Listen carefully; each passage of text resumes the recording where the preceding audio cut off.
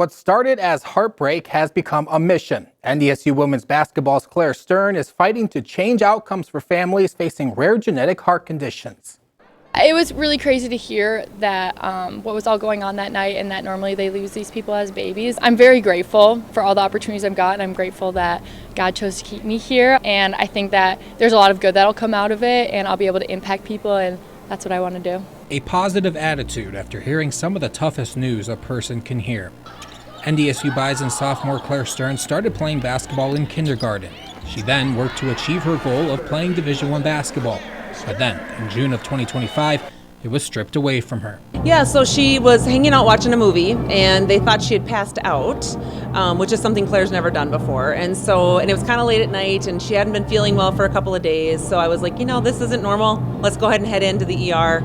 I guess mom intuition, if you will. So we went in, and thankfully we did, because she had another, what we were thinking was a pass-out seizure type event in the lobby, and the nurse came flying out and said, "That's not a seizure, Mom, that's a cardiac event." So that is when we knew we were in for who knows what. What they were in for was several more cardiac events the night Claire was first admitted into the hospital.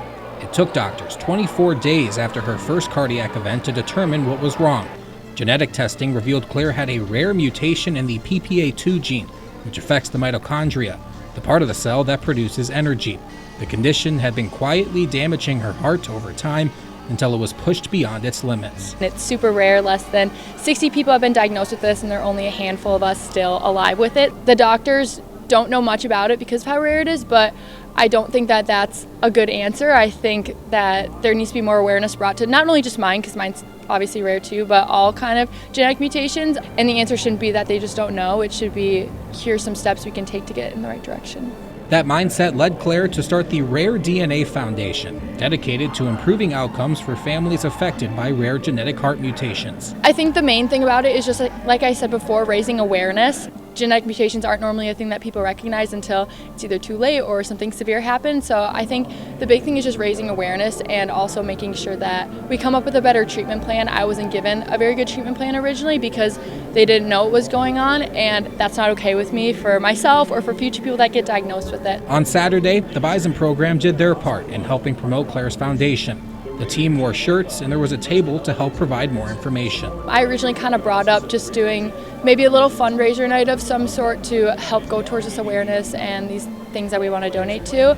And our coaches, they really ran with it. Like, they loved the idea, and there's been a lot of meetings that gone into it. I'm really thankful that they were so excited about it and willing to help me. For Mom, seeing her daughter turn a negative into a positive does not shock her one bit. That's just Claire, I think that part of that is her mentality that made her a D1 athlete, right? She had kind of that internal strength, that push, that fire, that wanting to make an impact, and it's just been having to transition a little bit now from not necessarily on the court, but how can I do that off the court? She feels very, very strongly that, yes, she's considered rare, but she's just rare that she's alive. She's not rare by what this condition is, and that's kind of her mission, is to make that known and awareness out there, because the cardiologist didn't even know about this when they were treating her for 2 weeks. And so it's just making that awareness out there that, hey, this is an option, and by the way, it's deadly.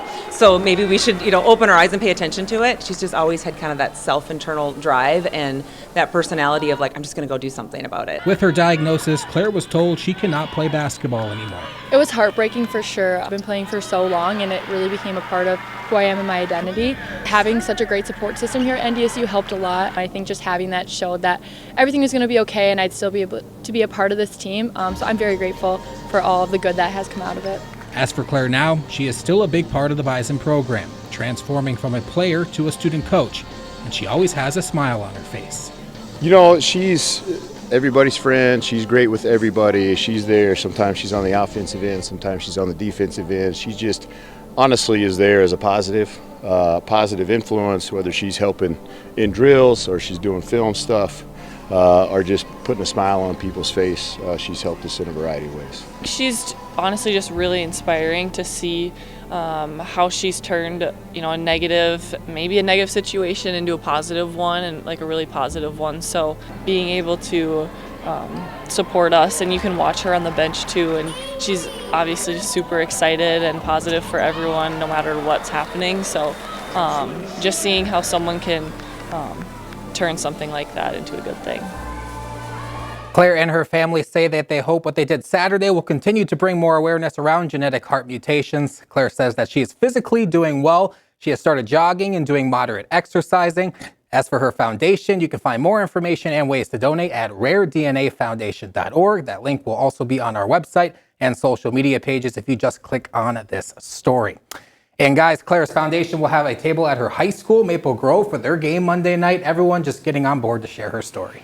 It's got to be hard to change roles like that, but she's got a smile on her face still. So Yeah, she's getting through it well. Doing some good work. All right, good Thanks, story Ryan. there, Ryan.